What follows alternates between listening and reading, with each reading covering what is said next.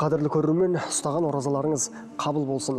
Қасиетті айдың нығметіне бөленіп, сан мыңдаған сауапқа кенелетін Рамазанда мұсылманның көкейінде көп сұрақ болатыны даусыз. Мысалы, оразаны не бұзады, немесе қандай жағдайда бұзылады? Бүгін біз осы тақылеттес 5 сұраққа жауап іздейміз.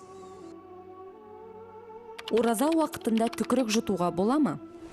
Жалпы бұл түкірік деген нәрсе Алла Субханала тағаланың бізге берген ұлы нығметі.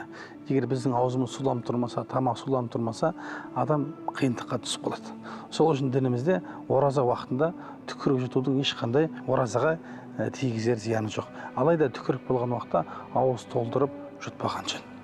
Ораза кезінде ауызды мұздай сумен шаюға бола ма? Мысалға алатын болсақ, дәрет алған уақытта біз ауыз шаямыз. Көрдіңіз бе?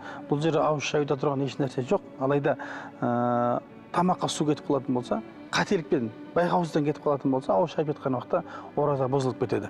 Сол үшін суды жұтпаймын деп өзіне сенімді болатын болса, ауызын шайғанның Құдай қаласа ештеңесі жоқ. Оразада тіс емдеуге, жұлдыртуға бола ма? Оразада жалпы тіс емдетсе, ауызға салып уколдар, тамызатын дәрілер, сол сияқты нәрселер тамақ қарай кетіп қалмайтын болса, немесе жұлынған тіс тамаққа кетіп қалмайтын болса, онда бұның оразаға зияны жоқ. Алайда осы емдерді мейлінше мүмкіндік болатын болса, ауыз ашқаннан кейін кешқұрымдары жасаған абзал. Ораза уақытында беттен сүйіп амандасқан дұрыс па? Жалпы ер азамат өзінің әйелін бетін сүйетін болса, немесе қызының бетін сүйетін болса, анасының былай айтқанда, бұл жерде тұрған еш нәрсе жоқ. Өйткені пайғамбарымыз саллаллаху алейхи уассалам өзінің әйелдерін бетінен сүйетін болған.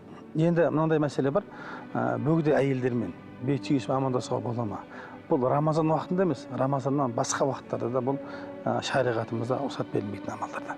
Сол үшін оразада сүйісіп амандаспағаны жақсы. Сағыз шайнаса ораза бұзыла ма? Сағыз шайнау бұл макрух. Бұл шайнамаған абзал. Енді мынау біздегі сағыздардың түрі көп қой. Қарбыздың, қауынның, құлпынайдың сондай дәмін беретін сағыздар бар да, бұларды шайнамау керек. Оразаны бұзып жіберу де мүмкін. Ал дәмі жоқ сағыздарды шайнаса, ораза бұзылмайды, алайда оразада істелмегені жақсы ол нәрселердің.